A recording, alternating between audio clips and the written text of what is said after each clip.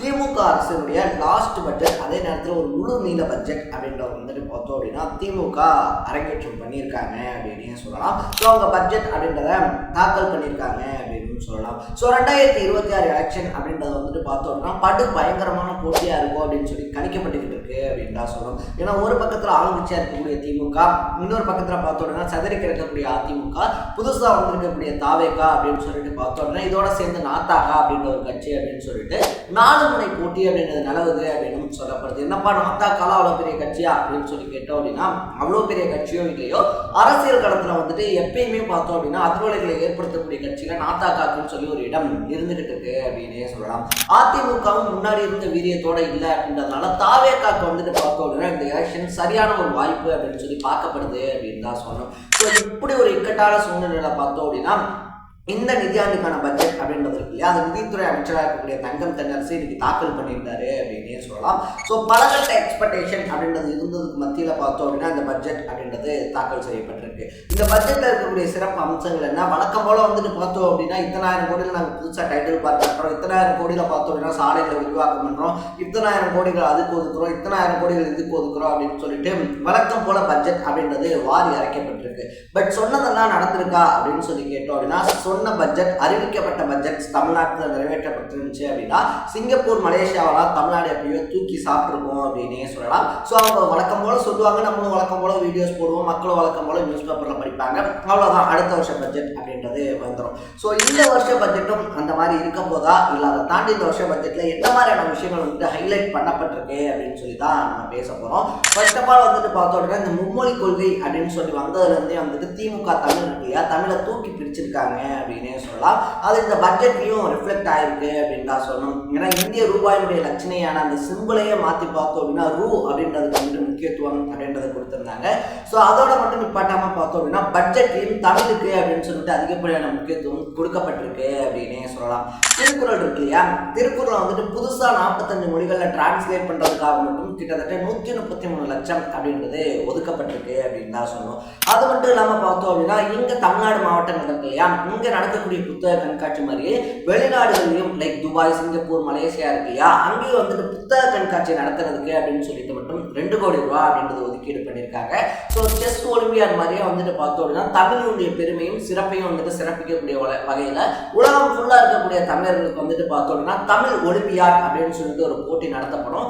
அந்த போட்டியில் வின் பண்ணுறவங்களுக்கு வந்துட்டு பார்த்தோம் அப்படின்னா 1 கோடி ரூபா பரிசு அப்படின்றத தருவோம் அப்படின்னு சொல்லியும் அனௌன்ஸ் பண்ணியிருக்காங்க அப்படின்னே சொல்லலாம்.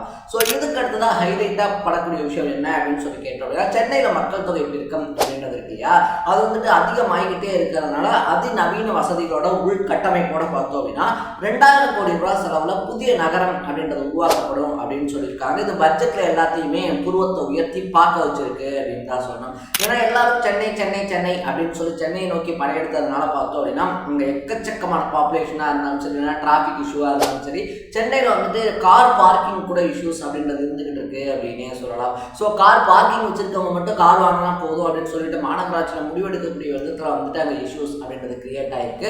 ஸோ இந்த மாதிரியான சுச்சுவேஷனில் பார்த்தோம் அப்படின்னா சென்னைக்கு மாற்றா ஒரு புதிய நகரம் அப்படின்றத 2000 கோடி ரூபாய் கட்டுவோம் அப்படின்னு வந்துட்டு சொல்லியிருக்காங்க. ஸோ இது வந்துட்டு எந்த அளவுக்கு அவங்க இம்ப்ளிமெண்ட் பண்ண போறாங்க அப்படின்றத நம்ம பொறுத்து இருந்தால் பார்க்கணும்.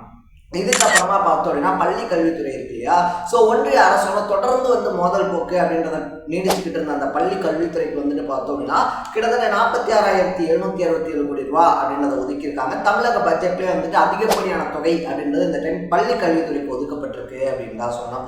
அதே மாதிரி வந்துட்டு மருத்துவத்துறைக்கு பார்த்தோம் அப்படின்னா 21,906 கோடி ரூபா அப்படின்றது அமைக்கப்பட்டிருக்கு. ஸோ முதியவர்கள் இருக்காங்க இல்லையா, பெண்களுக்கு வந்துட்டு எப்படி தோழி விடுதிகள் அப்படின்றத வந்துட்டு அனௌன்ஸ் பண்ணியிருந்தாங்களோ அதே மாதிரி வந்துட்டு பார்த்தோம் அப்படின்னா முதியவர்களை காலை நேரத்தில் மட்டும் பராமரிக்கிற மாதிரி அன்புச்சோலை அப்படின்னு சொல்லிட்டு ஒரு புதிய ஸ்கீமை கொண்டு வந்திருக்காங்க அப்படின்னு சொல்லலாம். இதுக்கு கிட்டத்தட்ட 10 கோடி ரூபா அப்படின்றது ஒதுக்கப்பட்டிருக்கு அப்படின்னு சொல்றாங்க. ஸோ உங்க வீட்டில் இருக்கக்கூடிய முதியவர்கள் இருக்காங்க இல்லையா, குழந்தைகளை வந்துட்டு எப்படி கொண்டு போய் நம்ம பால்வாடியில் விடுறோமோ அதே மாதிரி மாதிரி முதியவர்களை வந்துட்டு பார்த்தோம்னா காலை நேரங்களில் பராமரிக்கிறதுக்கு அப்படின்னு சொல்லிட்டு அன்புச்சோலைகள் புதுசாக கட்டப்படும் அப்படின்னு சொல்லியிருக்காங்க. அது மட்டும் இல்லாமல் பார்த்தோம் அப்படின்னா பெண்களுக்கு இந்த பட்ஜெட்டில் அதிகப்படியான விஷயங்கள் அப்படின்றது அனௌன்ஸ் பண்ணப்பட்டிருக்கு அப்படின்னே சொல்லலாம். ஸோ நீங்கள் வாங்கக்கூடிய அசையா சொத்துக்கள் இருக்கு இல்லையா, லேண்ட் இருக்கு இல்லையா, அதை வந்துட்டு நீங்கள் பெண்கள் பேரில் பதிவு பண்ணுறீங்க அப்படின்னா அவங்க பேரில் ரெஜிஸ்ட்ரேஷன் பண்ணுறீங்க அப்படின்னா ரிஜிஸ்ட்ரேஷன் ஃபீஸ் இருக்கும் இல்லையா, அது வந்துட்டு 1% கம்மி பண்ணப்படும் அப்படின்னு சொல்லி அனௌன்ஸ் பண்ணியிருக்காங்க.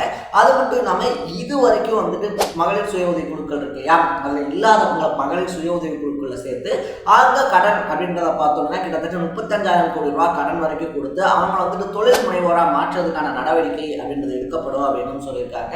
இது மட்டும் இல்லாமல் மகளிருக்கு தரக்கூடிய உரிமை தொகையாக இருந்தாலும் சரி, பஸ்ஸில் ஃப்ரீயாக போகக்கூடிய பயணம் இருக்கு இல்லையா, விடியல் பயணம்னு சொல்லிட்டு, ஸோ அந்த பயணமாக இருந்தாலும் சரி அது தொடர்ச்சியாக இன்னும் தொடர்ந்து நடத்தப்படும் அப்படின்னு சொல்லியிருக்காங்க.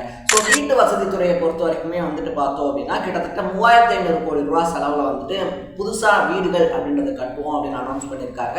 இது மட்டும் இல்லாமல் தொல்லியல் துறை சைடில் போகிறோம் அப்படின்னா மொழிகளுடைய அருங்காட்சியகம் அப்படின்னு சொல்லி மதுரையில் ஒரு புது அருங்காட்சியகத்தை அமைப்போம். அது மட்டும் இல்லாமல் 50 செப்பு திருமேனிகள் பார்த்தோம் அப்படின்னா எழும்பூரில் வந்துட்டு நிறைய கிடைச்சிருக்கு. கிட்டத்தட்ட 2,000க்கும் மேற்பட்ட செப்பு திருமேனிகள் இருக்கு. இதை உலகம் ஃபுல்லாக இருக்கக்கூடியவங்க வந்துட்டு பார்த்து ரசிக்கணும் அப்படின்றதுக்காக எழும்பூரில் கிட்டத்தட்ட 40 கோடி ரூபாய் செலவில் வந்துட்டு அருங்காட்சியகம் அமைக்கப்படும் அப்படின்னு சொல்லியிருக்காரு. இது மட்டும் இல்லாமல் பார்த்தோம் அப்படின்னா வழக்கம் போல ஷிப்காட் இருக்கு இல்லையா, ஷிப்காட் பல மாவட்டங்களுக்கு அப்படின்னு சொல்லி அனௌன்ஸ் பண்ணப்பட்டிருக்கு. வேலை வாய்ப்புகளை உருவாக்கும் அப்படின்னு சொல்லியிருக்காங்க. இன்னொரு பக்கத்தில் பார்த்தோம் அப்படின்னா இந்த சமய அறநிலையத்துறை இருக்கு இல்லையா, அதுக்கும் வந்துட்டு பார்த்தோம் அப்படின்னா பல்லாயிரக்கணக்கான கோடி ரூபாய்கள் அப்படின்றது ஒதுக்கப்பட்டிருக்கு.